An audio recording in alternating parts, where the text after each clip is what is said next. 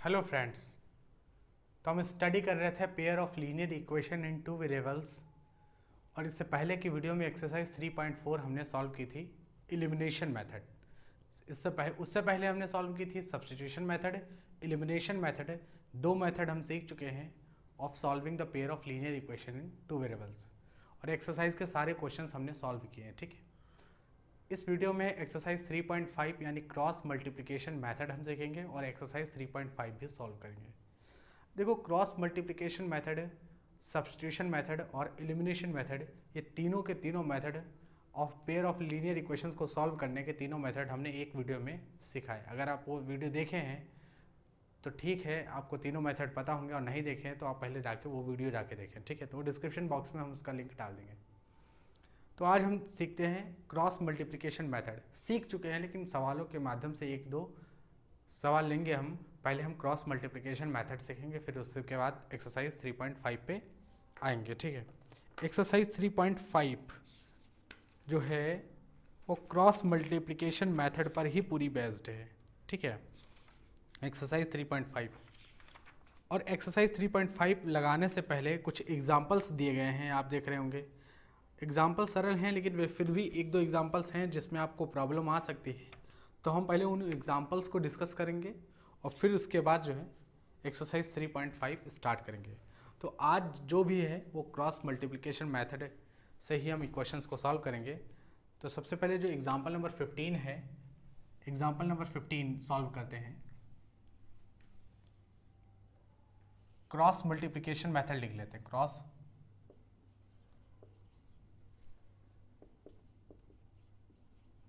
Multiplication method, cross multiplication method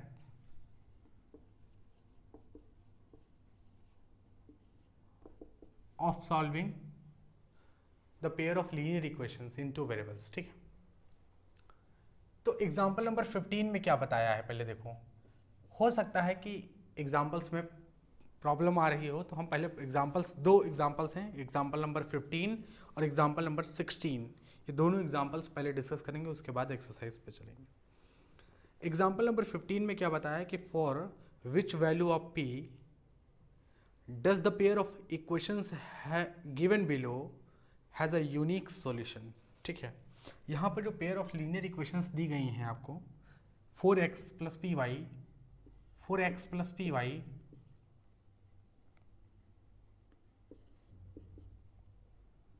plus 8 is equals to 0। दूसरी equation जो दी गई है 2x plus 2y plus 2 is equals to 0। ये दो इक्वेशन है।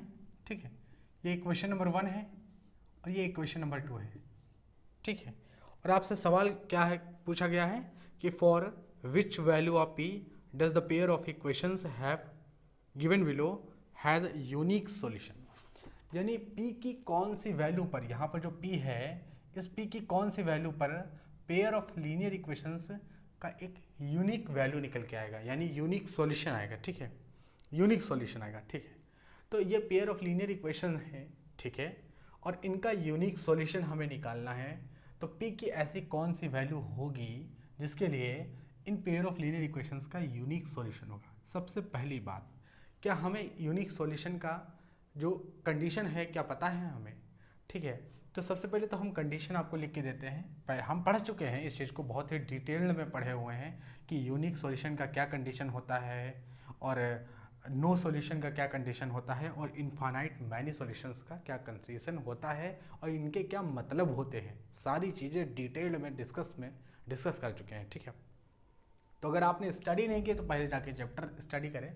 लेकिन यहाँ पर हम एक बार याद दिला देना चाहते हैं कि पेयर ऑफ लीनियर इक्वेशंस जब हम पढ़ रहे थे तो हमने ये बताया था स्टार्टिंग में कि दो इक्वेशन इस तरह से ली थी कि a1x plus b1y plus c1 is equals to 0 और a2x plus b2y plus c2 is equals to 0। ठीक है, और इसमें हमने ये बताया था कि अगर a1 upon a2 is equals to b1 upon b2, a1 upon a2 is not equal to b1 upon b2 हो जाता है, तो उस कंडीशन में क्या होता है, a1 upon a2 is not equal to b1 upon b2। अगर ये कंडीशन है तो यहाँ पर क्या होगा, यहाँ पर एक यूनिक सॉल्यूशन बन के आता है। ठीक है, A1/A2 is not equal to B1/B2, यानी x का कोफिशिएंट पहली इक्वेशन में x का कोफिशिएंट डिवाइडेड बाई दूसरी इक्वेशन के x का coefficient is not equal to पहली इक्वेशन के y का कोफिशिएंट डिवाइडेड बाई दूसरी इक्वेशन के y का कोफिशिएंट, ठीक है, इज नॉट इक्वल टू, यानी A1/A2 is not equal to B1/B2, तो उस समय क्या था, यूनिक सॉल्यूशन आपको मिलता है, ठीक है।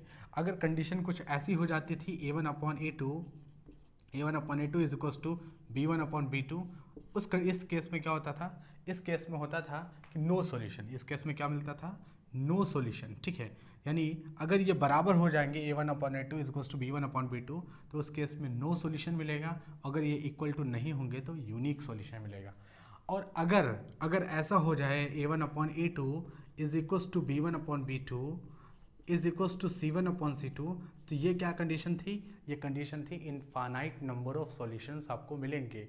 क्या मिलेंगे, इनफाइनाइट नंबर ऑफ सॉल्यूशन मिलेंगे। यूनिक सॉल्यूशन, इस कंडीशन में यूनिक सॉल्यूशन मिलेगा, यानी एक पॉइंट ऑफ इंटरसेक्शन मिलेगा।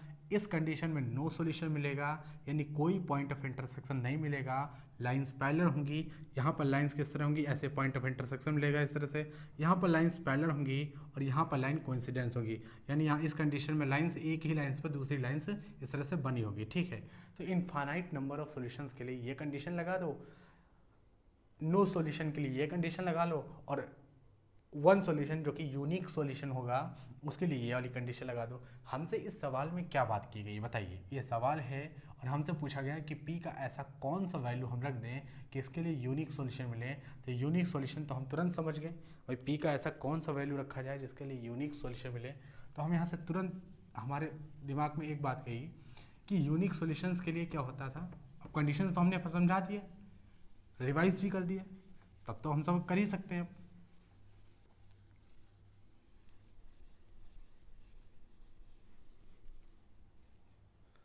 तो यूनिक सॉल्यूशंस के लिए होता था कि पहले इक्वेशन का x का कोफिशिएंट यानी 4 और दूसरी इक्वेशन के x का कोफिशिएंट यानी 2, तो 4/2 इज नॉट इक्वल टू पहली इक्वेशन का y का कोफिशिएंट यानी p इज डिवाइडेड बाय दूसरी इक्वेशन के y का कोफिशिएंट यानी 2, तो 4/2 is not equal to p/2, ठीक है। यहाँ से अगर कैंसिल करेंगे तो ये 2 आएगा, तो 2 is not equal to p/2, इसका मतलब क्या होता है 2 2 जा 4, यानी 4 is not equal to p, यानी आप ये भी कह सकते हो कि p is not equal to 4, ठीक है, p is not equal to 4, इसका मतलब p जो है 4 नहीं हो सकता, इसका मतलब p 4 नहीं हो सकता। अगर p 4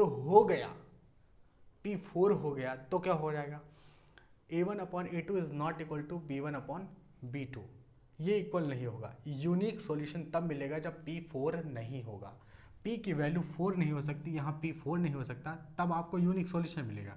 लेकिन p अगर 4 हो गया तब क्या हो जाएगा, तो उस कंडीशन में नो सॉल्यूशन भी हो सकता है। p अगर 4 हो गया तो हो सकता है कोई सॉल्यूशन ना मिले, और p अगर हाँ नो सॉल्यूशन मिलेगा, क्योंकि उस कंडीशन में क्या होगा कि अगर p 4 रखते हैं तो देखिए क्या होगा, तो 4/2 और फिर यहाँ p अगर 4 है तो 4/2 लिखोगे, और A1/A2 B1/B2 बराबर हो गया, तो देखो नो सॉल्यूशन मिलेगा। तो p 4 नहीं होना चाहिए, p की वैल्यू 4 नहीं होना चाहिए, यही इस सवाल का आंसर होगा, ठीक है। For which value of p does not the pair of equations given below has a unique solution. अगला सवाल यहाँ पर लगाते हैं, क्वेश्चन नंबर यानी एग्जाम्पल 16, एग्जाम्पल 15 है, एग्जाम्पल 16 हम सॉल्व करेंगे। अगला एग्जाम्पल है एग्जाम्पल नंबर 16, देखिए, for what value of k will the following pair of linear equations have infinitely many solutions। तो इनफाइनाइट नंबर ऑफ सॉल्यूशंस के लिए हमने बताया कि पेयर ऑफ लीनियर इक्वेशंस का क्या कंडीशन हो गया होना चाहिए, तो A1/A2 is equals to B1/B2 is equals to C1/C2। तो यहाँ पे एग्जांपल नंबर 16 देखिए क्या है, एग्जांपल नंबर 16, इक्वेशंस जो दे रखी हैं उनको वैसे ही लिख लेना है, kx + 3y, तो kx + 3y minus k - 3 is equals to 0, ये क्वेश्चन नंबर 1 है। दूसरी है 12x + ky minus k is equals to 0, ये दो इक्वेशन हमको दे रखी है। इक्वेशन नंबर 1 ये है, इक्वेशन नंबर 2 ये है, और पूछा है कि कौन सी वैल्यू पे इनफाइनाइट नंबर ऑफ सॉल्यूशंस मिलेंगे, इनफाइनाइट नंबर ऑफ सॉल्यूशंस।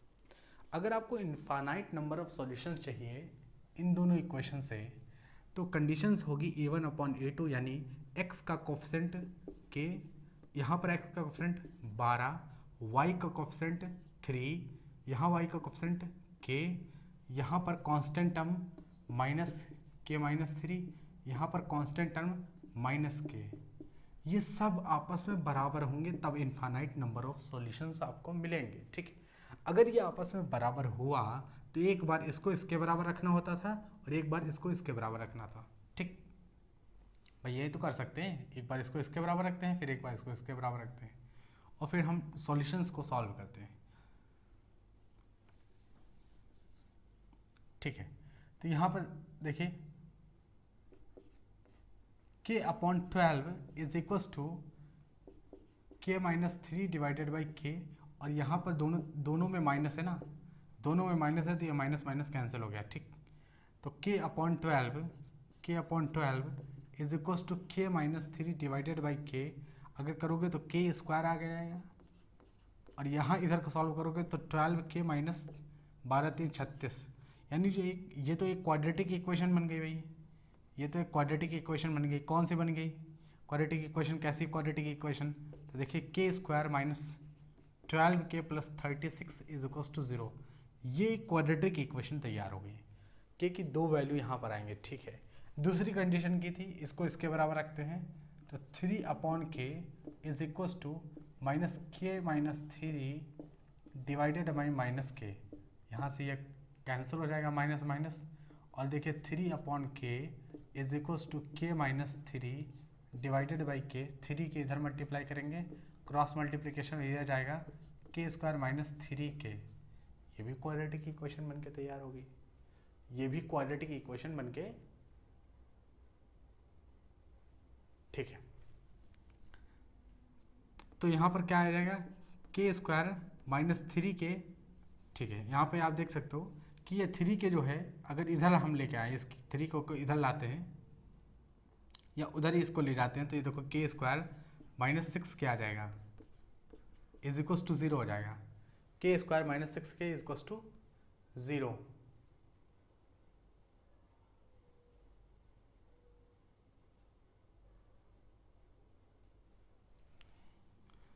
यहाँ से देखते हैं, यहाँ से तो यहाँ से k कॉमन अगर हम ले लें तो k माइनस 6 है। अब ये 0 है तो इसका मतलब अगर k इंटू k माइनस 6 अगर 0 है तो k की वैल्यू क्या आएगी? k की वैल्यू 0 आएगी या तो 6 आएगी, k की वैल्यू 0 आएगी या फिर 6 आएगी। लेकिन k 0 हो ही नहीं सकता, k की वैल्यू या तो 0 आएगी या तो 6 आएगी, लेकिन k is not equal to 0।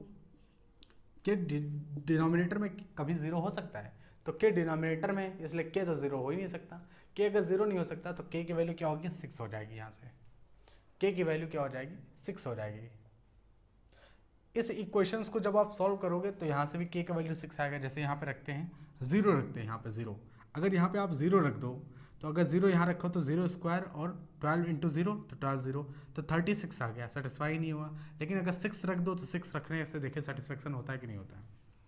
अगर 6 हम रख दे तो 6×36 36 आ गया भाई, 6 यहाँ रखे तो 6×36 और 6 बात 5, यहाँ पे 6 रखते हैं तो 12×5 72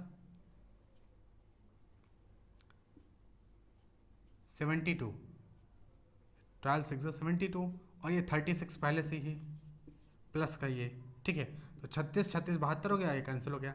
तो देखो k = 6 के लिए सेटिस्फाई हो रही है, यानी k = 6 के लिए ये भी सेटिस्फाई हो गई, k = 6 के लिए ये भी सेटिस्फाई हो गई, दोनों कंडीशन सेटिस्फाई हो गई। इसका मतलब क्या हुआ? इसका मतलब हुआ k = 6 के लिए इनफाइनाइट नंबर ऑफ सॉल्यूशंस देगी। ये पेयर ऑफ लीनियर इक्वेशन से अगर आपको इनफाइनाइट नंबर ऑफ सॉल्यूशंस चाहिए, ये जो पेयर ऑफ लीनियर इक्वेशंस दे रखे हैं इनसे अगर आपको इनफाइनाइट नंबर ऑफ सॉल्यूशन चाहिए तो k का वैल्यू यहाँ पर 6 रख दो, k का वैल्यू 6 रख दो, इनफाइनाइट नंबर ऑफ सॉल्यूशंस आएंगे अगर आप सॉल्व करोगे तो इस तरह से हम जो है सॉल्व करते हैं और इस तरह से हम निकालते हैं सवाल को। ठीक है, तो क्वेश्चन नंबर 16 यहाँ से कंप्लीट होता है। अब हम आगे मूव करेंगे। क्वेश्चन नंबर 16 ये लास्ट एग्जाम्पल था, यहाँ से ये एग्जाम्पल कंप्लीट होता है। 2 ही एग्जाम्पल हमें डिस्कस करने थे बेसिकली इस एक्सरसाइज के लिए, और अब हम आगे चलते हैं और एक्सरसाइज 3.5 हेडिंग डालते हैं। एक्सरसाइज 3.5 तो अब हम एक्सरसाइज पे आते हैं और एक्सरसाइज 3.5, ठीक है, क्रॉस मल्टीप्लिकेशन मेथड पर ही एक्सरसाइज बेस्ड है, एक्सरसाइज 3.5। और क्रॉस मल्टीप्लिकेशन से सवाल कैसे होते हैं ये सारी बातें हम सीख रखे हैं।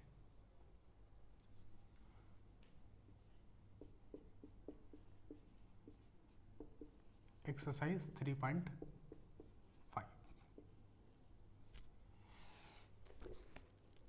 क्वेश्चन नंबर 1 क्या है देखते हैं सबसे पहले।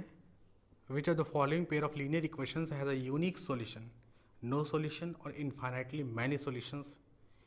In case there is a unique solution, find it by using cross multiplication method।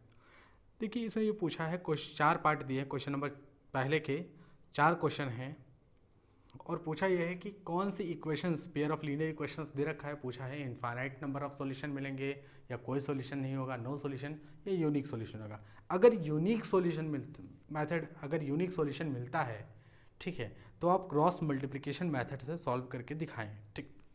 तो जैसे पहला क्वेश्चन है, क्वेश्चन नंबर 1 का पहला पार्ट है। पहले पार्ट में देखिए क्या है, x minus 3y minus 3, x minus 3y minus 3 is equal to 0, 3x minus 9y, 3x minus 9y minus 2 is equal to 0, ठीक है। इस तरह से 2 इक्वेशन दी गई। तो सबसे पहले तो ये पता लगाएं कि यहाँ पर नो सॉल्यूशन का कंडीशन है या इनफाइनाइट नंबर ऑफ सॉल्यूशन का कंडीशन है या यूनिक सॉल्यूशन का कंडीशन है, क्या है। तो ये इक्वेशन नंबर 1 है और ये इक्वेशन नंबर 2 है। कंडीशन किस बात की है, तो हम वही करेंगे कि पहले a1/a2 और b1/b2, और ये a1 b1 क्या थे, a1 a2 b1 b2 c1 c2 क्या थे, ये x के कोफिशिएंट, y का कोफिशिएंट b2 इस तरह से होते थे। तो ये सारी चीज़ें हमें पता ही हैं।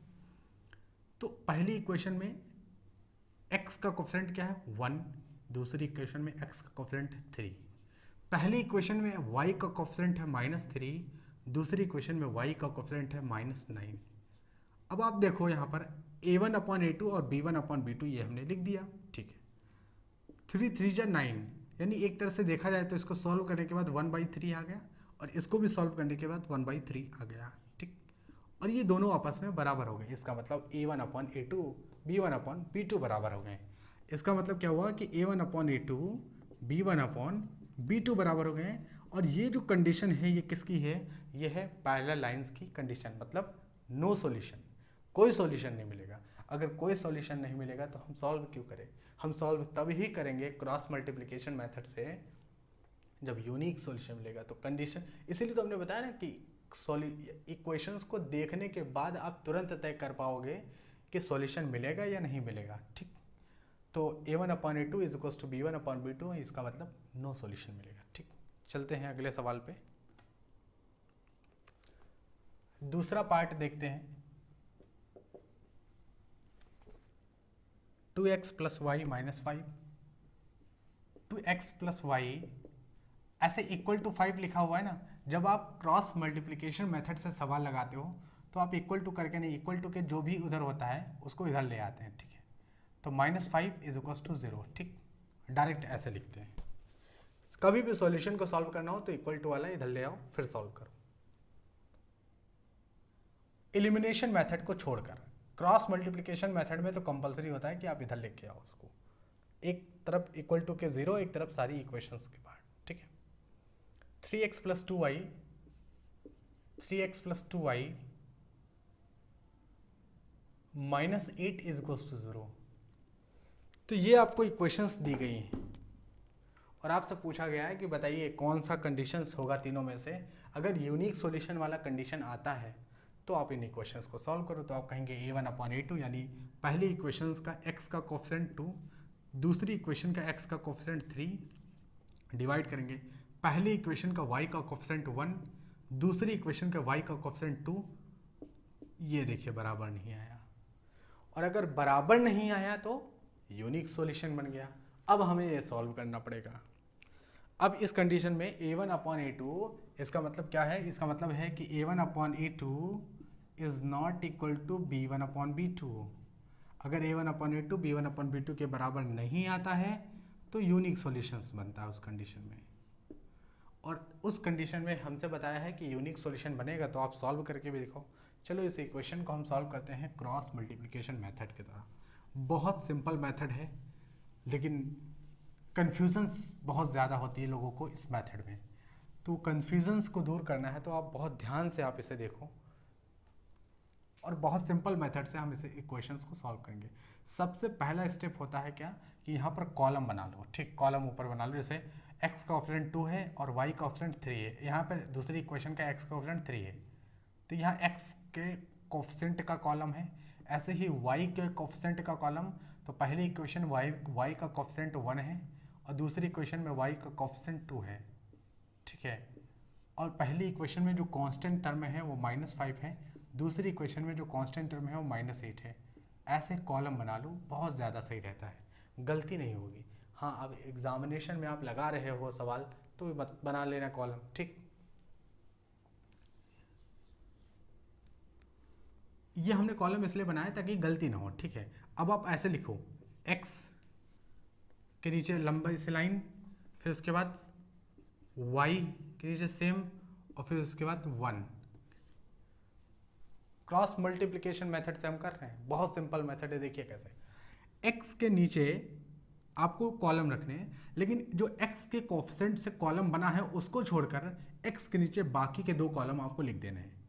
x के नीचे कौन सा कॉलम नहीं लिखना है, x के कोफिशिएंट से जो कॉलम बना हुआ है, जैसे x का कोफिशिएंट 2, x का कोफिशिएंट 3 कॉलम बना हुआ है, आपको नहीं लिखना है। आपको x के कोफिशिएंट का कॉलम छोड़ के बाकी के जो कोफिशिएंट का कॉलम बना हुआ है बाकी का, वो 2 यहाँ पर लिखना है। तो यहाँ पे देखो 1/2 नहीं 1 और 2, ठीक। ऐसे ही -5 और 8, देख इस तरह से हमने लिख दिया, ठीक है।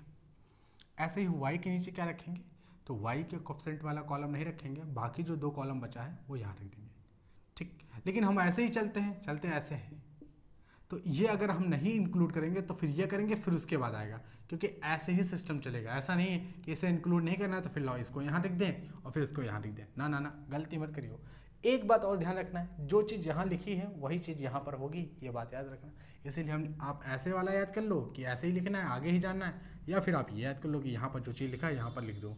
बिना सोचे समझे अगर आप लिख दे रहे हो तो भी कोई दिक्कत नहीं, यहाँ पर जो लिखा यहीं पर लिख देना, ठीक। उसके बाद जो बच गया, ये लिख नहीं सकते थे, ये लिख दिया तो यही बच गया, तो बच गया तो लिख लेते हैं, ठीक है। चलिए यहाँ पर, तो यहाँ पर अगर आपको समझ में नहीं आ रहा तो ये वाला यहाँ पर लिख दो, यानी 2 और 3, ठीक। और कांस्टेंट टर्म के नीचे लिख लो, तो कांस्टेंट टर्म वाला लिख नहीं सकते थे, ये वाला हमने लिख दिया, ये बच गया तो यही लिख देते हैं जो बच गया, ठीक। अब देखो एरो हम लगाने जा रहे हैं, इसको इससे मल्टीप्लाई करो और फिर उसमें से इसको मल्टीप्लाई करके सब्ट्रैक्ट कर दो। जैसे ये नंबर है, इसको इससे मल्टीप्लाई करो, फिर मल्टीप्लाई करने के बाद जो है माइनस लगाओ और फिर इसको मल्टीप्लाई करके सब्ट्रैक्ट कर दो। ऐसे ही इसको इससे मल्टीप्लाई करो और इसको इससे मल्टीप्लाई करके सब्ट्रैक्ट कर दो। फिर से देखते हैं, जैसे x के नीचे हम क्या लिखते हैं, x के नीचे हम देखिए क्या रखते हैं, इसको इससे मल्टीप्लाई करना है तो देखो -8 बन जा, -8 सब्ट्रैक्ट करना है इससे मल्टीप्लाई करके, तो 5 दूना 10, तो -10। अरे भाई ये -10 था, माइनस तो पहले से ही लगाना, सब्ट्रैक्ट करना। ऐसे ही आप देखो यहाँ पर देखो y/5 × 15, तो -15 माइनस कर देना है क्या, अब इसको सब्ट्रैक्ट करना है इससे, तो देखो इसको मल्टीप्लाई करेंगे पहले, तो 8 दूनी 16 -16 इज इक्वल्स टू 1/2 2 जा 4, 3 2 1 जा 3, लेकिन माइनस सब्ट्रैक्ट, माइनस का साइन लगाना बीच में, सब कहीं माइनस का साइन देखो, ठीक है। अगर आप आगे स्टेप 1 बढ़ाते हो तो देखो माइनस माइनस प्लस हो जाएगा और प्लस 10 हो गया, 10 में से 8 गए तो 2 बचा, ठीक। ये देखिए माइनस माइनस प्लस हो गया, 16 हो गया प्लस का, माइनस का 15 यानी 1 हो गया, तो 16/1 यानी y/1, ठीक। ऐसे यहाँ देखो 4 में से 3 गए 1, तो 1/1, भाई 1 तो पहले से था ना यहाँ, और 1/1 नीचे 4 में से 3 गए 1 बचा, ठीक। तो फाइनल हमारा क्या आ गया, फाइनल आ गया x/2 is equal to y/1 is equal to 1/1, यही तो आया फाइनल कंडीशन ये आ गई। एक बार x को इसके बराबर रखेंगे, कांस्टेंट के बराबर, तो x/2 इज इक्वल टू 1/1 यानी x इक्वल टू 1 आ गया, ठीक है। और एक बार y को इसके बराबर रखेंगे तो y upon 1 is equal to 1 upon 1, ठीक है। तो यहाँ से क्या आ गया, y इज इक्वल टू 1 आ गया। तो यानी x की वैल्यू कितनी आ गई, अरे 1 नहीं आएगा, ये 1 नहीं आएगा, 1 अपॉन 1 और 2 से मल्टीप्लाई करोगे ना तो x की वैल्यू कितनी आ गई, 2 आ गई, x की वैल्यू 2 आ गई और y की वैल्यू 1 आ गई, ठीक है, y की वैल्यू 1 आ गई। तो इस तरह से x की वैल्यू हम निकाल पाए और इसी तरह से हम y की वैल्यू भी निकाल पाए। इसी को कहते हैं क्रॉस मल्टीप्लिकेशन मेथड, क्योंकि क्रॉस मल्टीप्लाई करते हो ना, इसी को क्रॉस मल्टीप्लिकेशन मेथड कहते हैं।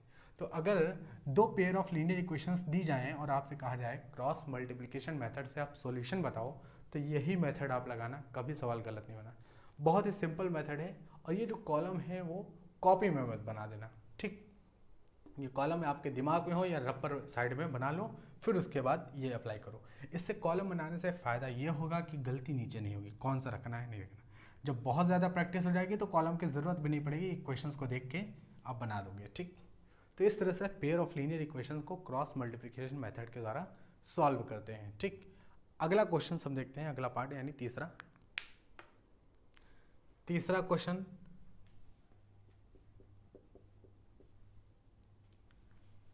थ्री एक्स माइनस 5y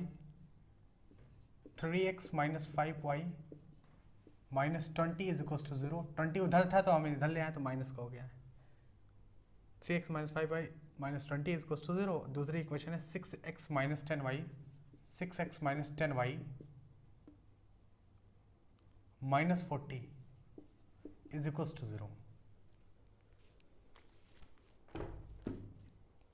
तीसरा पार्ट है, देखिए ये क्वेश्चन नंबर 1 है, क्वेश्चन नंबर 2 है। तो अगर यूनिक सॉल्यूशन मिला तो क्या से सॉल्व करेंगे, यानी कौन से मेथड से, क्रॉस मल्टीप्लिकेशन मेथड से सॉल्व करना पड़ेगा यूनिक सॉल्यूशन अगर मिला तो।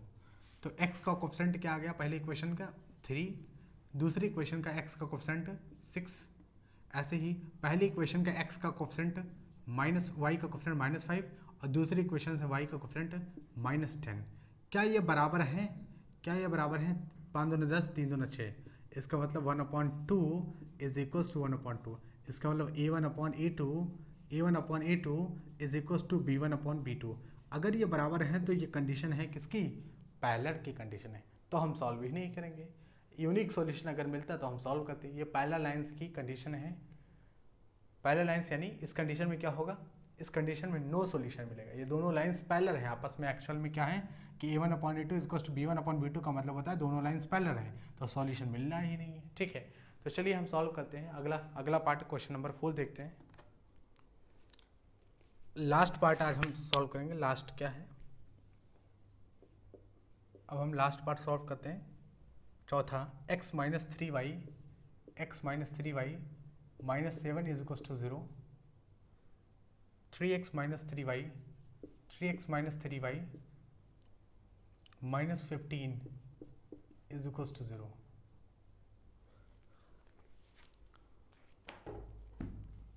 इसको भी सॉल्व करते हैं। तो यहाँ x का कोफिशिएंट लिखो पहली इक्वेशन में, y यहाँ पर दूसरी इक्वेशन में x का कोफिशिएंट 3, दूसरी इक्वेशन पहली इक्वेशन का y का कोफिशिएंट -3, दूसरी इक्वेशन का y का कोफिशिएंट -3, और ये क्या हुआ, ये कैंसिल होता है। 1/3 इज नॉट इक्वल टू 1, यानी 1/1 कह सकते हो आप इसे। तो 1/3 इज नॉट इक्वल टू 1/1, इसका मतलब क्या हुआ, यूनिक सॉल्यूशन। यूनिक सॉल्यूशन अगर मिला तो ये इक्वेशंस को हम क्या करना पड़ेगा, क्रॉस मल्टीप्लिकेशन मेथड के द्वारा सॉल्व करना पड़ेगा, जो कि हम नहीं करने वाले हैं, आपको करना होगा। क्योंकि क्रॉस मल्टीप्लिकेशन मेथड से इक्वेशंस को कैसे सॉल्व करना है अभी तो हमने सीखा है। तो आपको ये क्रॉस मल्टीप्लिकेशन मेथड से ये सवाल लगाना पड़ेगा और x और y की वैल्यू निकालेंगे क्रॉस मल्टीप्लिकेशन मेथड से, क्योंकि इसमें बताया गया है यूनिक सॉल्यूशन से। अगर सॉल्यूशन यूनिक आते हैं तो आपको क्रॉस मल्टीप्लिकेशन मेथड यूज़ करके सॉल्यूशंस निकालने होंगे। Find it by using cross multiplication method. हम चलते हैं अगले सवाल पे, क्वेश्चन नंबर 2 पर चलते हैं और क्वेश्चन नंबर 2 को सॉल्व करते हैं। 2 पार्ट वहाँ पे दिए गए हैं तो उसमें हम दोनों पार्ट सॉल्व करते हैं। दूसरे का पहला पार्ट सॉल्व करेंगे। तो क्वेश्चन नंबर 2 पहला part, for which value of a and b does the following pair of linear equations have an infinite number of solutions। Equations क्या हैं, 2x plus 3y -7 is equal to 0, ये एक equation है। a minus b into x, a minus b into x plus a plus b into y, a plus b into Y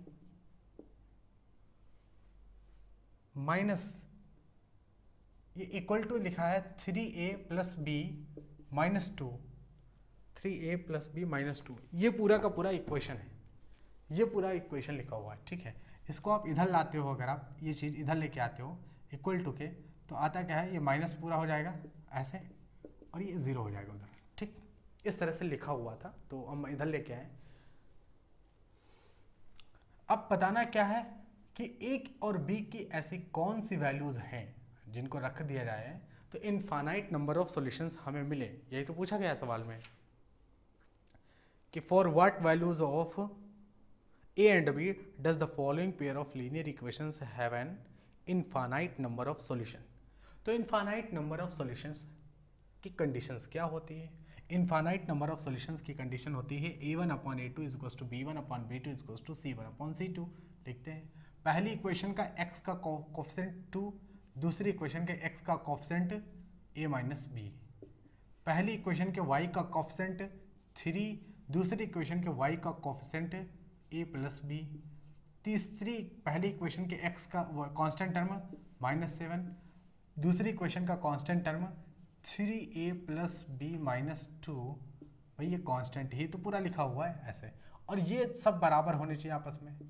ये क्या लिखा हुआ, a1/a2, b1/b2, c1/c2 बराबर होना चाहिए। ये माइनस वाला और ये माइनस वाला कैंसिल हो जाएगा। ठीक है, तो हम इसे रब कर देते हैं। अब ये मत समझना यहाँ माइनस नहीं रखा था, माइनस था, कैंसिल हो गया ना। तो एक बार ये चीज़ इसके बराबर होगा, एक बार इसको इसके बराबर रखना है। ठीक, तो यहाँ से कंडीशन क्या है कि 2/2 a minus b is equals to 7/3a plus b minus 2, और दूसरी कंडीशन आती है कि 3/a plus b is equals to 7/3a plus b minus 2, 3a plus b minus 2। चलो हम सॉल्व करते हैं इसे। तो इधर क्रॉस मल्टीप्लाई करते हैं, 3 2 जा 6, 2 3 जा 6a प्लस 2b माइनस 2 2 जा 4 is equals to 7a minus 7b।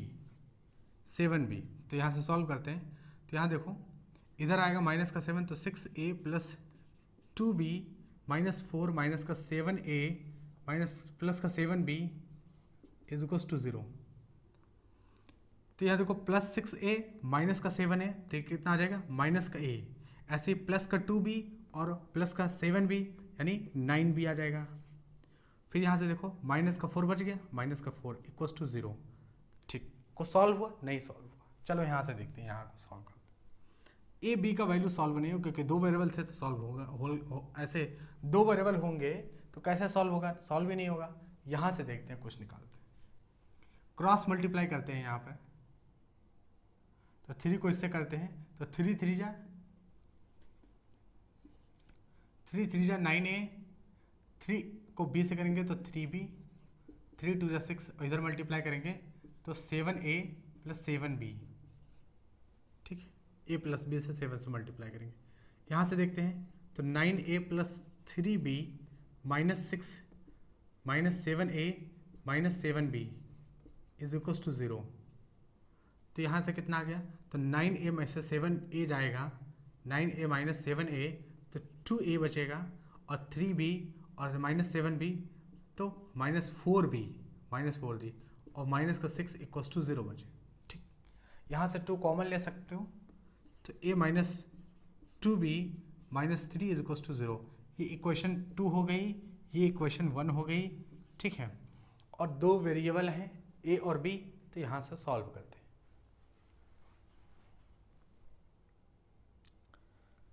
ये b कितना आ गया, b यहाँ पर ये b कितना है, तो आप देखो 6a माइनस a, तो माइनस 6a में से माइनस का 7a जाएगा तो माइनस का a बचेगा, और 2b यहाँ पर था और ये था माइनस का 7b, 2b प्लस का था, तो ऐसे डायरेक्ट हमने जो है 9b लिख दिया, ये गलती कर दी। ठीक है, अभी सवाल कहाँ से गलत हो जाता है, यहाँ से हमें माइनस का 5b लिखना है। आप देखो ना माइनस का 7 है और माइनस का प्लस का 7 भी है। अच्छा यहाँ से सही है क्योंकि ये वेरिएबल जो है ये वेरिएबल सही है। ठीक 6 माइनस का 7 माइनस का है 2 और 7 2 9। ठीक, ये सही है, गलत नहीं है। तो दो इक्वेशन आ गई हैं आपके पास। ठीक है, दोनों इक्वेशन को करना क्या है, सॉल्व करना है और ए बी की वैल्यू निकालनी है। कैसे सॉल्व करेंगे, दोनों इक्वेशंस को एलिमिनेशन मेथड से भी सॉल्व कर सकते हो। ठीक, एलिमिनेशन मेथड पता ही हमें। तो इक्वेशन नंबर 1 और इक्वेशन नंबर 2 को ऐड कर दो। क्यों ऐड कर दो, क्यों इसलिए ऐड करना है आपको क्योंकि ए का यहाँ पर कोफिशिएंट देखो प्लस का है, ए का यहाँ कोफिशिएंट देखो -1 है। ऐड करोगे ए कैंसिल हो जाएगा, बी का वैल्यू आ जाएगा।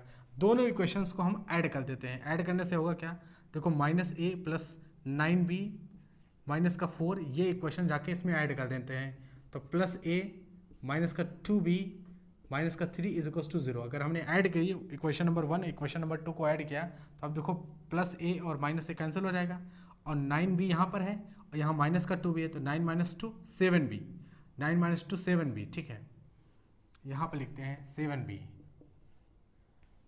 9 - 2 कितना हो गया, ये 9 और -2 7b और माइनस का 4 और माइनस का 3 तो 4 3 7, तो माइनस का 7 = 0। तो b की वैल्यू क्या आ गई, 1 आ गई। भाई इधर 7 जाएगा, 7/7 तो 1, तो b का वैल्यू आ गया 1। अगर b का वैल्यू 1 आ गया तो a का वैल्यू क्या होगा, तो इस इक्वेशन में b का वैल्यू 1 रख दो। यहाँ पर अगर आप 1 रख देते हो तो a - 1 रखोगे तो 2 1 1 2 1 2 तो 2 - 3 = 0। तो a का वैल्यू आ गया 5, 3 2 5 होगा, उधर जाएगा तो प्लस का 5 रहेगा। यानी आप ये कह सकते हो कि ये अगर हम यहाँ पे लिख दें a - 2 3 2 5 a - 5 = 0 तो a की वैल्यू आ जाएगी 5। यानी a का वैल्यू 5 आ गया और b का वैल्यू कितना आ गया, a का वैल्यू 5 और b का वैल्यू 1 आके सॉल्व हुआ। ठीक है, और ये कंडीशन दे रखी थी। इस कंडीशन से होगा क्या कि एक बार जब इसको इसके बराबर रखोगे तो ये वाली बनेगी इक्वेशन, ये इक्वेशन बनेगी। और जब ये एक बार y वाले कोफिशिएंट को इसके बराबर रखोगे तो एक कंडीशन, एक इक्वेशन ये बन के तैयार होगी। ठीक है, इन दोनों इक्वेशंस को जब आप सॉल्व करोगे, इन दोनों इक्वेशंस को जब आप सॉल्व करोगे, एलिमिनेशन मेथड है या सब्स्टिट्यूशन मेथड, जो भी मेथड यहाँ से लगा सको, तो मेथड तो सीखेंगे। जब इन दोनों इक्वेशन को सॉल्व करोगे तो a और b की वैल्यू निकलेगी और a की वैल्यू क्या आएगी 5 और b की वैल्यू आएगी 1। तो दोनों वैल्यू इस तरह से निकलेंगी। a की वैल्यू 5 अगर इस इक्वेशन में रख दिया जाए, a की वैल्यू 5 और b की वैल्यू 1 रख दिया जाए तो इक्वेशन जब सॉल्व करोगे तो आपको इनफाइनाइट नंबर ऑफ सॉल्यूशंस मिलेंगे। ठीक है, तो यहीं से कंप्लीट होता है दूसरे का पहला सवाल। अब हम अगले क्वेश्चन पे चलेंगे, क्वेश्चन नंबर यानी दूसरे का सेकंड पार्ट पे। दूसरा पार्ट क्या है, दूसरे पार्ट में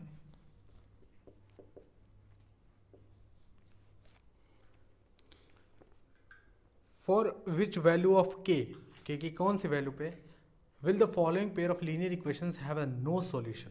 यानी जो इक्वेशंस दे रखी हैं 3x + y -1 = 0 और 2k - 1 × x plus k - 1 × y -2k + 1 = 0, 2k + 1 = 0। ठीक है, तो ये पेयर ऑफ लीनियर इक्वेशंस हमें इस तरह से दे रखा है। पूछा क्या है कि k की ऐसी कौन सी वैल्यू पे will the following pair of linear equations have no solution, यानी कोई solution have no solution. k की ऐसी वैल्यू बताओ कि हम यहाँ पर पुट कर दें तो नो सॉल्यूशन मिले। नो सॉल्यूशन का कंडीशन क्या होता था, नो सॉल्यूशन का कंडीशन होता था a1/a2 = b1/b2। यानी पहली इक्वेशन में x का कोफिशिएंट 3, दूसरी इक्वेशन में x का कोफिशिएंट तो 2k - 1 और पहली इक्वेशन में y का कोफिशिएंट 1, दूसरी इक्वेशन में y का कोफिशिएंट k - 1। ठीक है, पहली इक्वेशन में y का कोफिशिएंट 1 ही तो यहाँ पर। ठीक है, और ये इक्वल हो जाना चाहिए। ठीक है, इक्वल हमने कर दिया। तो आप देखो 3 टाइम्स k - 1 अगर आप मल्टीप्लाई करते हैं, क्रॉस मल्टीप्लाई करेंगे यहाँ पर और ये हो जाएगा 2k - 1। ठीक है, तो यहाँ से 3k - 3 = 2k - 1, तो 3k - 2k = 3 - 1। यहाँ से कितना आएगा, k आएगा, 3k - 2k k आ गया और 3 में से 1 गए 2 आ गया। यानी k का वैल्यू 2, a की वैल्यू निकल के आए। k का वैल्यू क्या है, तो k का वैल्यू 2 है। 2 अगर आप इस इक्वेशन में पुट कर दो के का वैल्यू, तो जब इन दोनों इक्वेशंस को सॉल्व करोगे तो आपको नो सॉल्यूशन मिलेगा। यही तो बोला, नो सॉल्यूशन, ठीक है, नो सॉल्यूशन बोलेगा। क्वेश्चन में दूसरे पार्ट में हैव नो सॉल्यूशन, तो के का वैल्यू अगर आप 2 रख देते हो, के का value for the no solution के लिए, ये दोनों इक्वेशंस के लिए नो सॉल्यूशंस आए, इसके लिए के का वैल्यू कितना होना चाहिए, 2 होना चाहिए। और a1/a2 is equals to b1/b2 condition ही होती है। फॉर द नो सॉल्यूशन के लिए कंडीशन क्या होती है, a1/a2 is equals to b1/b2। तो यहाँ से क्वेश्चन नंबर दूसरे का सेकंड पार्ट यहाँ से सॉल्व हो गया, ठीक है। अब बाकी के जो क्वेश्चंस हैं यहाँ पर, जैसे क्वेश्चन नंबर तीसरा अगर आप देखो तो यहाँ पर है solve the following pair of linear equations by the substitution and cross multiplication method. तो आपको सिर्फ इक्वेशन दे रखी हैं दो, और सब्स्टिट्यूशन और क्रॉस मल्टीप्लिकेशन मेथड से इस इक्वेशन के सॉल्यूशन निकालने हैं। तो इक्वेशन का सॉल्यूशंस निकालना तो बहुत ईजी है। क्रॉस मल्टीप्लिकेशन मेथड से कैसे निकाला जाता है ये हमने बता दिया, और इससे पहले की वीडियो में सब्स्टिट्यूशन मेथड भी बता के रखा है, एलिमिनेशन मेथड भी बता के रखा है। तो सॉल्यूशंस तो आप इसके निकाल लोगे।